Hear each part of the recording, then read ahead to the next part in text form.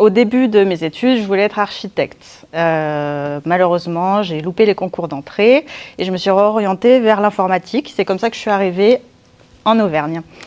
Ensuite, j'ai travaillé pendant 8 ans dans l'informatique, dans différentes entreprises, sans vraiment trouver ma place.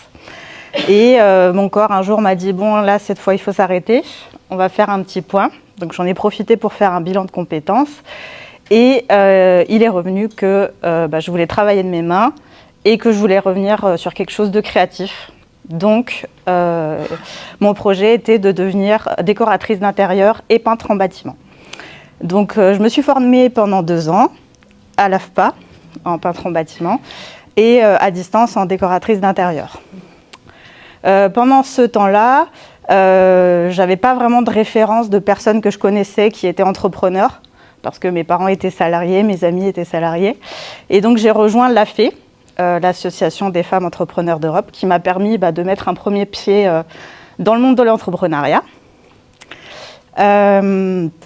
Ensuite, quand j'ai fini ma formation et que j'ai voulu monter mon entreprise, la deuxième problématique que j'ai eue, c'était que je voulais trouver des artisans partenaires. Et n'étant pas du métier à la base et n'étant pas de la région, c'était compliqué. J'ai dû contacter les personnes une par une, on va dire. Et donc, c'était très chronophage. Je participais aussi au BNI, à des petits déjeuners comme ça d'entrepreneurs. C'est là que j'ai rencontré Sophie, qui est en vert là-bas. Et en fait, on a discuté ensemble et on s'est dit qu'il fallait créer quelque chose qui manquait. Et c'est là qu'on a créé le collectif Habitat & Co.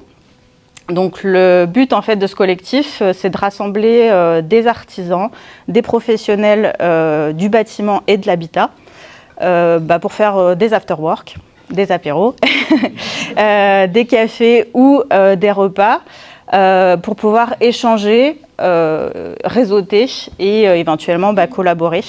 Le but étant qu'on veut quelque chose qui soit assez souple, donc il n'y a pas d'adhésion, on vient quand on veut. Au niveau de la fréquence, on est sur une fois tous les 3 mois, on va dire. Et ça se passe soit dans des bars ou dans des restaurants ou chez des fournisseurs du BTP. Voilà, donc ça permet aux fournisseurs de présenter un peu leurs produits et aux professionnels de se rencontrer.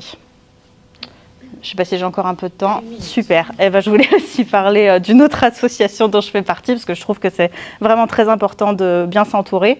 Ce qui m'a manqué au début quand je me suis lancée, c'était aussi d'avoir des pros à qui je puisse poser des questions sans me sentir jugée.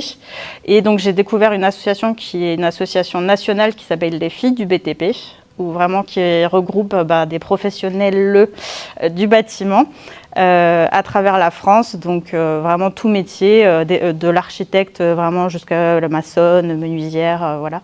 Et de pouvoir avoir des personnes plus expérimentées en fait dans le métier pour pouvoir poser des questions, parce que quand on débute, on a beau avoir fait une formation, on ne sait pas tout, surtout qu'on n'a pas forcément les cas concrets, on va dire, des chantiers. Donc vraiment ça m'a beaucoup aidée.